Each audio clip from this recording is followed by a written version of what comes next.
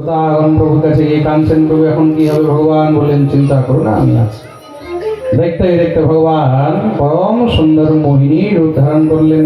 বলিও মোহিনী ভগবান কি। ভগবান মোহিনী রূপ ধারণ করে যখনই দত্তদের সামনে দিয়ে যাচ্ছেন, ভগবত সেই দিব্য রূপ দর্শন করে দত্তরাও মোহিত হয়ে গেল। আর ভগবানের এত সুন্দর রূপ, মোহিত হবে না কেন? জগৎকে মোহন করার জন্য ভগবান মোহিনী রূপ ধারণ করেছেন। আমাদের ব্রজবাসীরা খুব সুন্দর একটি কথা বলে, হে গোবিন্দ, খুব ভালো হয়েছে তুমি ছেলে হয়ে এসেছ। মেয়ে হয়ে আসলে কি হতো জানো? यदिनंद ललाट होते लली तो गरे कट जाते करोड़न के। হে গোবিন্দ, ভালো হয়েছে তুমি লালা হয়ে এসেছো। আমাদের ব্রজের মধ্যে ছেলেকে বলে লালা আর মেয়েকে বলে লালি। আর যদি তুমি লালি হয়ে আসতে, মেয়ে হয়ে আসতে, তাহলে তোমাকে পাওয়ার জন্য কোটি কোটি গলা কেটে যেত। প্রেম সে বলো। আজকে ভগবান মোহিনী হয়ে এসেছেন, নন্দলাল লালি হয়ে এসেছেন, তাই তো? বলিয়ে নন্দলাল মহারাজ কি। তো মহারাজ দত্তরা যখনই দেখেছে, দেখে সব তাদের দ্বন্দ্ব শেষ, তাদের মধ্যে দ্বন্দ্ব শুরু হয়ে গেছিল। অমৃত নিয়ে নিজেরাই অমৃত পান করতে পারছে না। একজন বলছে আগে আমি খাবো, একজন বলছে আগে আমি খাবো। আহম পূর্বম নাত্বম না ত্বমিতি প্রভু। নিজেরাই অমৃত পান করতে পারছে না, ঝগড়া শুরু হয়ে গেছে। কিন্তু মোহিনী ভগবানকে দেখে তাদের ঝগড়া একদম শান্ত হয়ে গেল। মোহিনী ভগবানকে দেখে তারাও পিছনে পিছনে দৌড়াচ্ছে, দেবী দাঁড়াও দাঁড়াও দাঁড়াও দাঁড়াও, কি হয়েছে দেখো না, তোমাকে দেখে আমাদের সব দ্বন্দ্ব শান্ত হয়ে গেল। কিন্তু দ্বন্দ্বের কারণ কি? দ্বন্দ্বের কারণ হলো এই অমৃত। আমাদের মধ্যে নির্ণয় হচ্ছে না যে এই অমৃত কে পান করে। মোহিনী ভগবান বললেন তাহলে কি চাও? বলে দেবী তুমি যদি নিজ হস্তে আমাদেরকে অমৃত দান করো, তাহলে আমাদের মধ্যে আর কোনো সমস্যা থাকবে না। ভগবতী মোহিনী বললেন ঠিক আছে, কিন্তু একটি শর্ত আছে। আমি একা তোমাদেরকে অমৃত পান করাতে পারবো না। শুনেছি তোমাদের সঙ্গে দেবতারাও ছিল সমুদ্র মন্থনে। বলে হ্যাঁ। বলে তাদেরকেও যদি সঙ্গে নিয়ে আসো তবেই আমি অমৃত দিতে। দত্তরা বিষ্ণুর মায়া ভগবতী এয়া সম্মোহিতম জগৎ, ভগবানের মায়ায় মোহিত হয়ে দেবতাদেরকেও ডেকে নিয়ে এসেছেন। একদিকে দেবতা, একদিকে দত্ত বসেছেন। ভগবান অমৃতের কলস নিয়ে দেবতাদেরকে পান করাচ্ছেন। দত্তদের মধ্যে চর্চা শুরু হয়ে গেল, আরে আমাদেরকে ছেড়ে দেবতাদেরকে দিচ্ছে। দত্তদের মধ্যেই মহারাজ কেউ কেউ বলা আরম্ভ করেছে, চুপ কর, জানিস না আমাদেরকে বেশি ভালোবাসে তো, তাই উপরে হালকা হালকা গুলো দেবতাদেরকে দিচ্ছে, নিচের গাঢ় গাঢ় গুলো আমাদেরকে দেবে। ভগবান বললেন দিচ্ছি তোদেরকে গাঢ় গাঢ় গাঢ়। ভগবান দেবতাদেরকে পান করিয়ে যাচ্ছেন। এদিকে দত্তদের মধ্যে বসে রয়েছে সিংহিকার পুত্র রাহু। রাহু মনে মনে ভাবছে গাঢ় গাঢ় খাওয়ার চক্করে যদি এক ফোঁটাও না পাই। তার জন্য রাহু কি করেছে, চুপচাপ বেরিয়ে গিয়ে দেবতাদের রূপ ধারণ করে দেবতাদের লাইনে একদম শেষে গিয়ে সূর্য চন্দ্রের মাঝখানে ঢুকে বসে গেছে। ভগবান সূর্যকে দিলেন, রাহুকে দিলেন। যখন চন্দ্রমাকে দিচ্ছেন, সঙ্গে সঙ্গে চন্দ্রমা বুঝতে পেরে গেছে। মুখে অমৃত নিয়ে চন্দ্রমা ইশারা করছে হুম হুম হুম হুম হুম। ভগবান বললেন কি হয়েছে? সূর্য বলল প্রভু এ তো অসুর।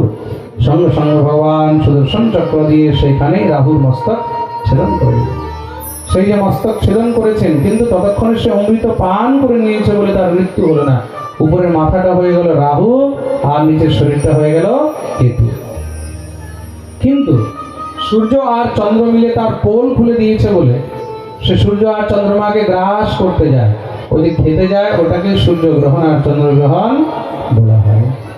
বলিয়ে ভক্তবৎসল ভগবান।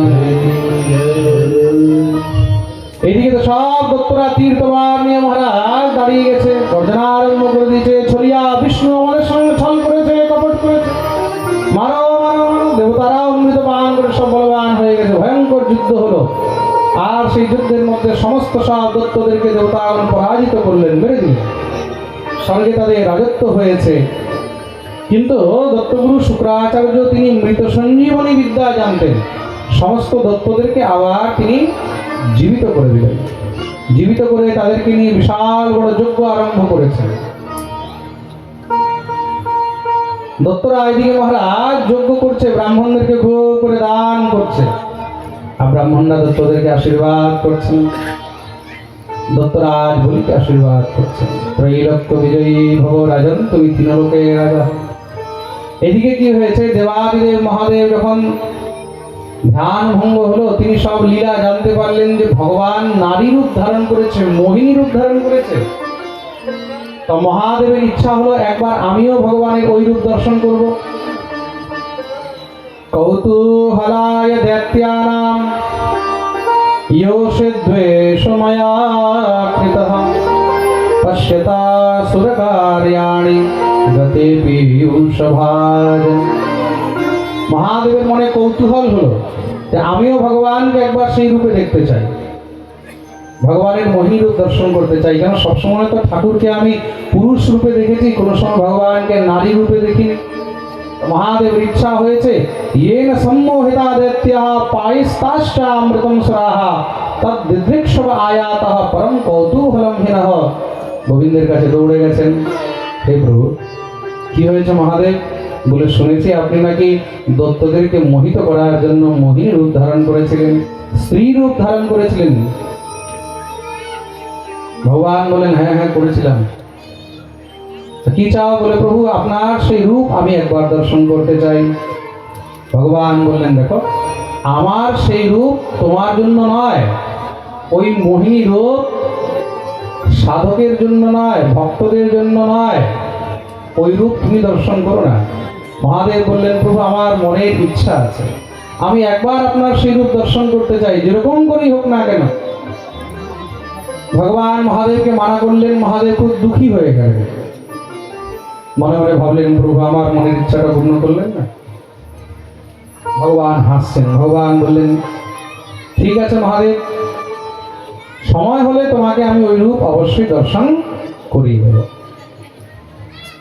মহাদেব সেখান থেকে চলে আসছেন, মনটা একটু দুঃখী হয়ে রয়েছে। সবাই ভগবানের মোহিনী রূপ দর্শন করলো, কিন্তু আমি সেই রূপ দর্শন করতে পারলাম না। ভগবান দেখলেন মহাদেবকে তার একবার দেখাতেই হবে।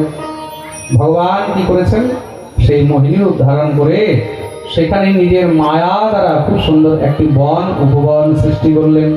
পথের মধ্যে এত সুন্দর বন, সুন্দর সুন্দর বৃক্ষ, সুন্দর সুন্দর ফুল, সুন্দর সুন্দর ফল। সেই বনের মধ্যে দিব্য মহারাজ, পশু পক্ষী, ময়ূর ইত্যাদি সব রয়েছে। আর সেই বনের মধ্যেই মোহিনী রূপ ধারণ করে ভগবান সেখানে কি করছেন, একটি কদম ফুল নিয়ে ছুঁড়ে ছুঁড়ে সেটাকে নিয়ে খেলছেন। ততো দদর্শ পবনে বরস্ত্রিয়ম বিচিত্র পুষ্পারুণপল্লবদ্রুমে বিক্রীডতিম কন্দুকলীলয়া লসদ্দুকূলপর্যস্তরিতম মেখলম। মহাদেব যখন সেই বন দিয়ে যাচ্ছেন, যেতে দূর থেকে তিনি একটি নারী দেখলেন, একটি সুন্দরী স্ত্রী দেখলেন। একা বনের মধ্যে এই স্ত্রী কি করছে? মহাদেবের মনে কৌতূহল হলো। মহাদেব যখন তার দিকে এগিয়ে গেলেন, সেই স্ত্রী সেই নারীর দিকে এমনি আকর্ষণ হয়নি, যেই মহাদেবকে জগতের মধ্যে আজ পর্যন্ত ব্রহ্মাণ্ডে কোনো স্ত্রী আকর্ষণ করতে পারেনি। স্ত্রী তো ছাড়ো, স্বয়ং কামদেব মহাদেবের কাছে গিয়ে মহারাজ কামের তাণ্ডব করছে। আর সেই জায়গায় মহাদেব তাকে জ্বালিয়ে পুড়িয়ে ছাই করে দিয়েছেন। যেই মহাদেবের অন্তরে কিঞ্চিত মাত্র কাম কখনো জাগ্রত হয়নি, সেই মহাদেব সেই স্ত্রীকে দেখে তার প্রতি আকর্ষিত হয়ে তার পিছনে যাচ্ছে। কেন? সেই স্ত্রী কোনো সাধারণ স্ত্রী নয়, তিনি কে? তিনি হলেন জগৎ মোহিনী।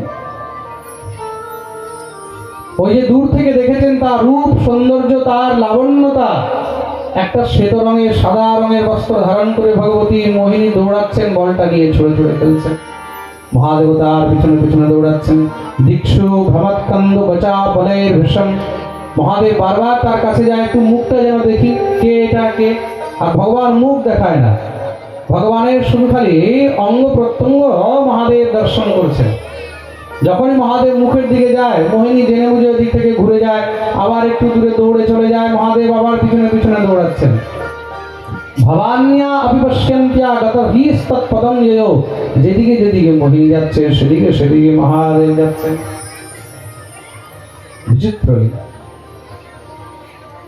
ভগবান দেবাদিদেব মহাদেবকে পর্যন্ত তিনি মোহিত করে দিলেন। হঠাৎ করে যখন গোবিন্দ মহাদেবের দিকে ফিরে তাকিয়েছেন, তাকিয়ে যখনই মহাদেবের দিকে তাকিয়ে একটা হাসি দিয়েছেন, ওই হাসি দিতেই তো মহাদেব সব ভুলে গেছে। আমি কে, নিজের আত্মস্মৃতি সব ভুলে গেছে। আমি যে মহাদেব, আমি শিব, সব ভুলে গেছে। মহাদেব সঙ্গে সঙ্গে তার কাছে যখন ছুটে গেছে, এবার মোহনীয় ছুটছেন। এই হলো ভগবানের জাদু। জাদু ভরি তেরি আঁখেं जिधर गई। ভগবানের জাদু থেকে সংসারে কেউ বাঁচতে পারেনি, মহাদেব বাঁচতে। মহাদেব গিয়ে মোহিনীকে ধরতে যাচ্ছেন, আর মোহিনী দূরে সরে যাচ্ছে। মহাদেব আর থাকতে পারছেন না, এতটা আকর্ষণ হয়ে গেছে মোহিনীকে। গিয়ে যখনই মহারাজ মোহিনীকে জড়িয়ে ধরেছেন, জড়িয়ে ধরতে সঙ্গে সঙ্গে ভগবান চতুর্ভুজ রূপ ধারণ করে প্রকট হয়ে গেলেন। চতুর্ভুজ রূপ ধারণ করে প্রকট হতেই তো মহাদেব সেখানে একদম মহারাজ বিস্মিত হয়ে গেলেন। এই কি? লজ্জিত হয়ে চরণে পড়ে গেলেন, প্রভু এই কি? ভগবান বললেন, তোমাকে আমি বলেছিলাম না এই মোহিনী রূপ তোমার জন্য না। তার জন্য সাধককে প্রত্যেক পরিস্থিতির মধ্যে নারী থেকে দূরে থাকতে বলা হয়েছে। সে যেই হোক না কেন, ভগবান দেখিয়ে দিলেন এই সংসারে বড় থেকে বড় যোগী, জ্যোতি, ঋষি, মুনি, তাদেরকেও যদি কেউ পথভ্রষ্ট করতে পারে, সেগুলো একমাত্র নারী। তার জন্য ভগবান এখানে স্ত্রী রূপ ধারণ করে জগৎকে শিক্ষা। আর ভগবান তো এমনই, তাকে যেই রূপে যে দেখবে তার জাদুতে সব মোহিত হবে। जादू भरी तेरी आंखें जिधर गई, जादू भरी तेरी आंखें जिधर गई, जादू भरी तेरी आंखें जिधर गई, जादू भरी तेरी आंखें जिधर गई। नैनों की कटारी बारी बारी छुई छुई छतिया से उतर गई, नैनों की कटारी बारी बारी छुई छुई छतिया से उतर गई, जादू भरी तेरी आंखें जिधर गई, जादू भरी तेरी आंखें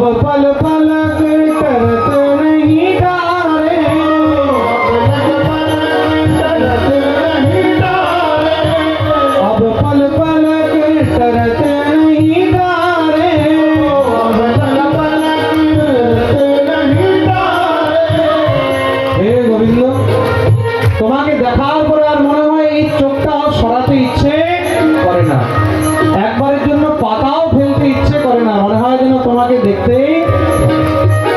अब पल पलट करत नहीं तारे,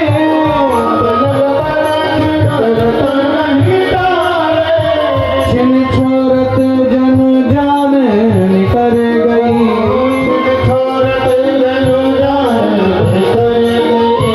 छिन छोरत जन जान निकर गई,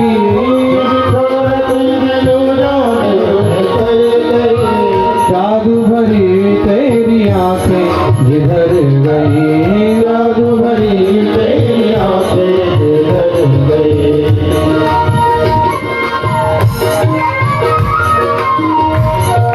हरि बोल।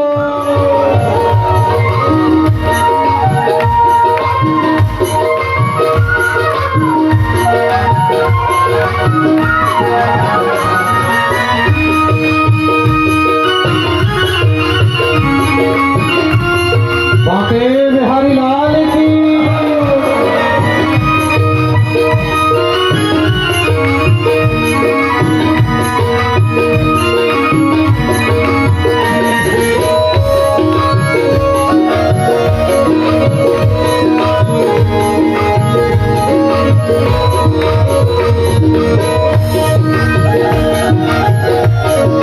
श्रीराम है।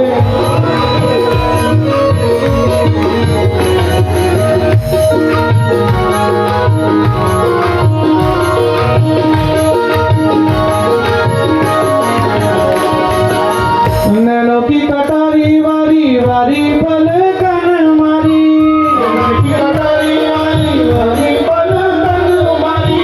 नैनों की कटारी वारी वारी पलकन मारी,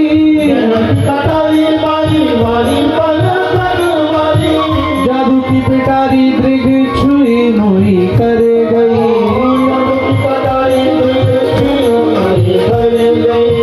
जादू की पिटारी दृग छुई मोही कर गई,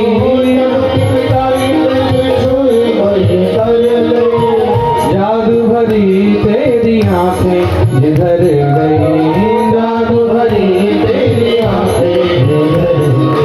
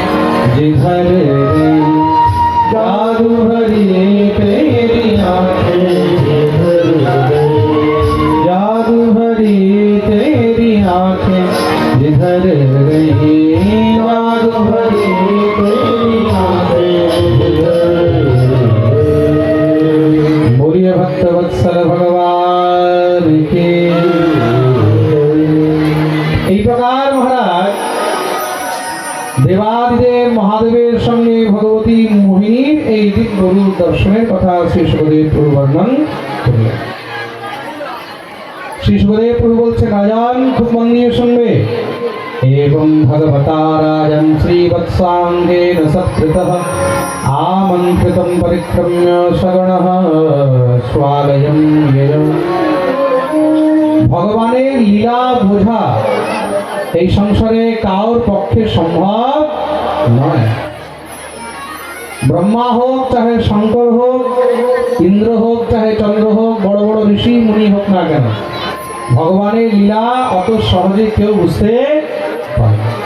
ভগবানের লীলায় এই সংসারে সবাই মোহিত হয়ে যায়। এটাই হলো ভগবান, তার জন্যই তাকে ভগবান বলা হয়েছে।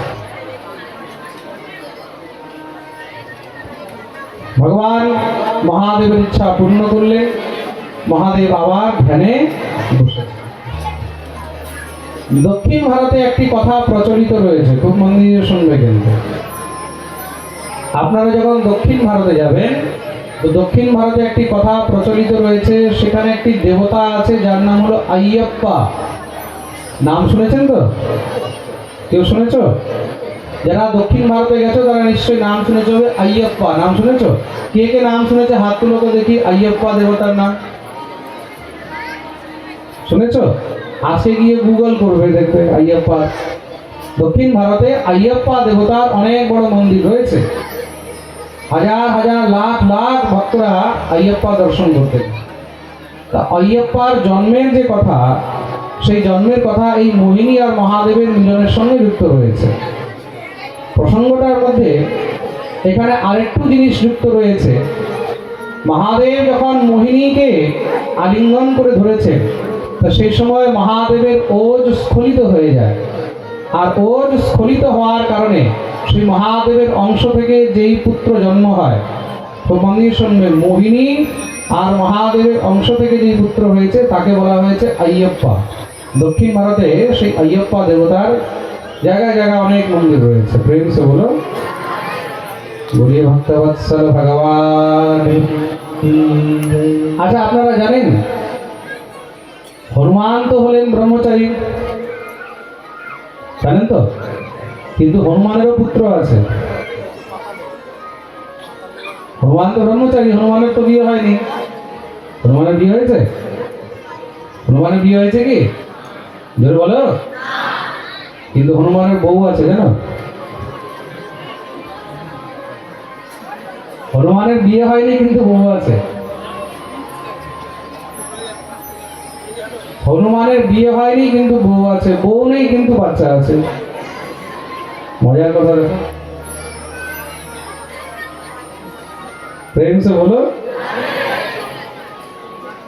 হনুমানজি মহারাজ একবার বিবশতা অবশ্য, তো মন দিয়ে শুনবেন কিন্তু। তিনি যখন লঙ্কা থেকে যাচ্ছেন, তা লঙ্কা থেকে যাওয়ার সময় শ্রী হনুমানজি মহারাজ খুব পরিশ্রমে ছিলেন। তো যখন তিনি লঙ্কা দহন করলেন, তা লঙ্কা দহন করে হনুমানজি মহারাজ খুব পরিশ্রম হয়ে গেছে। পরিশ্রম হওয়াতে শ্রী হনুমানজি মহারাজ যখন সমুদ্রের মধ্যে ডুব দিয়েছেন, ঝাঁপ দিয়েছেন না, তা সমুদ্রে যখন ঝাঁপ দিয়েছে, তা হনুমানের শরীর থেকে ঘাম বেরিয়েছে। কি বেরিয়েছে? ঘাম। ঘামকে কি বলা হয়? শ্বেদ। কি বলা হয়? শ্বেদ। এই সংসারে জীব অনেক প্রকারে জন্ম নেয়, কিন্তু প্রমাণ দিয়ে শুনবে। জীব অনেক প্রকারে জন্ম নেয়। এক হলো অন্ডজ। কিছু জীব অন্ডজ হয়। অন্ডজ মানে ডিম থেকে জন্ম নেয়। কি থেকে জন্ম নেয়? ধরে বলো, ডিম থেকে, তাই তো? অনেক ওই ডিমগুলো খেয়ে নিচ্ছে, জন্ম হতে দিচ্ছে না, আগে মদন বেরিয়ে দিচ্ছে, খেয়ে নিচ্ছে। বিচার করো কেমন দুর্গতি হবে। যেই জীব এখনো জন্মই নেয়নি, সে এখনো সেই ডিম্বের ভিতরে রয়েছে, সেই জীবকে মেরে যারা খেয়ে ফেলছে তাদের কি দুর্গতি হবে, কখনো বিচার করবে? এক হলো অন্ডজ জীব, এক হলো জরায়ুজ। জরায়ুজ মানে গর্ভ থেকে যাদের জন্ম হয়, যেরকম মানুষ। আমরা হলাম কি? জরায়ুজ। আমরা হলাম জরায়ুজ। অনেক জীব জন্তু আছে যারা জরায়ুজ হয়। অনেক জীবজন্তু আছে যারা অন্ডজ হয়, যারা অন্ডজ হয়। এক হলো স্বেদজ। স্বেদজ মানে ঘাম থেকে হয়। কিসে থেকে হয়? ঘাম থেকে। আপনি একটা খালি হাঁড়ি উল্টো করে ঢাকা দিয়ে রাখুন, খালি হাঁড়ি উল্টো করে ঢাকা দিয়ে রাখুন, 3 দিন 4 দিন 5 দিন 6 দিন পরে যখন এটা খুলবেন দেখবেন ভিতরে অনেকগুলো জীব জন্ম নিয়েছে, হয় না? এটা কিসে থেকে হয়? ঘাম থেকে। কিসে থেকে? আসলে কিন্তু সেখানে কেউ ডিম পাড়েনি, সেখানে কেউ বাচ্চা দেয়নি, কোথা থেকে কিছু আসেনি, তার ভিতরেই অটোমেটিকলি তাদের জন্ম হয়ে যায়। সেগুলো হলো স্বেদজ। সেগুলো কি? স্বেদজ জীব। প্রেমসে বলো। এক হলো উদ্ভিজ, আরেক কি? উদ্ভিজ। উদ্ভিজ মানে যেরকম বৃক্ষ ইত্যাদি, এগুলো কি? এগুলো হলো উদ্ভিজ। বীজ থেকে উৎপন্ন হলো। প্রেমসে বলো। মাশরুম হয় না, মাশরুম, মাশরুম টাকায়, এটা হলো স্বেদজ। এটা কিসের থেকে হয়? স্বেদের থেকে, ঘাম থেকে। এটা বীজ দরকার হয় না, তোমার দিয়ে শুনবে আপনি আপ হয়ে যাবে, আপনি আপ হয়ে যাবে। অনেক জায়গায় দেখবে বাড়ির মধ্যে, চালার মধ্যে আগেকার দিনে, পুরানো দিনে যে খড়ের চাল হতো, হ্যাঁ, কোথাও কিছু হয়ে আছে, এদিক ওদিক আপনি আপ হয়ে আছে, কেউ লাগিয়েছে, কেউ করেছে না, কেউ জন্ম দিয়েছে না, ডিম থেকে হয়েছে, আপনি আপ হয়ে যায়। এগুলো হলো স্বেদজ। খুব সুন্দর কথা, মন দিয়ে শুনবে। তা হনুমানজি মহারাজের শ্বেত মানে ঘাম সমুদ্রের মধ্যে ঝরে পড়েছে, তা মহাপরাক্রমী মহাবলী হনুমানের অংশ। সেটা তো কোনো সাধারণ নয়। তাদের শরীরের এক একটি লোম, সেগুলোও কিন্তু পরম পবিত্র। তা সেই যে স্বেদজ, সেই যে শ্বেত মানে ঘামটা যে পড়েছে সমুদ্রের মধ্যে, সেটাকে একটি মকরী, মকরী মানে কুমির, সে সেটাকে পান করে নিয়েছে, খাবারের জিনিস মনে করে খেয়েছে, তাতে তার গর্ভে সন্তান এসেছে। সেই শ্বেদের, হনুমানের শ্বেত দ্বারা যে সন্তানের জন্ম হলো, মকরীর গর্ভের থেকে যার জন্ম হয়েছে, সেই সন্তানের নাম হলো মকর।